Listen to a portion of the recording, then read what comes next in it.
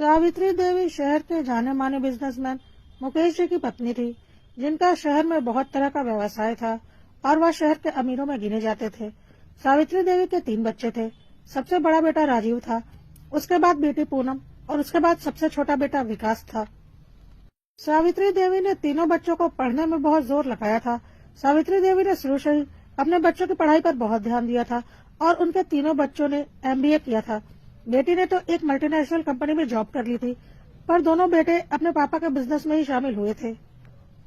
क्योंकि सावित्री देवी के पति का बिजनेस बहुत बड़े पैमाने पर फैला हुआ था, पर वह ज्यादा पढ़े लिखे नहीं थे, इसलिए वह चाहते थे कि उनके दोनों बेटे अपने नए नए तरीकों से उनके बिजनेस को और ऊंचाइयों पर ले जाएं। इसलिए सावित्री देवी ने अपने तीनों बच्चों की पढ़ाई पर बहुत ध्यान दिया था, पर बेटी को तो उन्हें विदा करना था, इसलिए उसे अपने बिजनेस में वह शामिल नहीं कर सकती थी, लेकिन उसे पूरी तरह से काबिल जरूर बनाया था। अब सब बच्चों की शादी की उम्र हो रही थी। सबसे पहले सावित्री देवी ने अपनी बेटी की शादी करने की सोची। सावित्री देवी दिमाग से बहुत तेज किस्म की महिला थी और खुद को बहुत शातिर समझती थी। उन्होंने अपनी बेटी को बहुत अच्छी शिक्षा दी ही थी।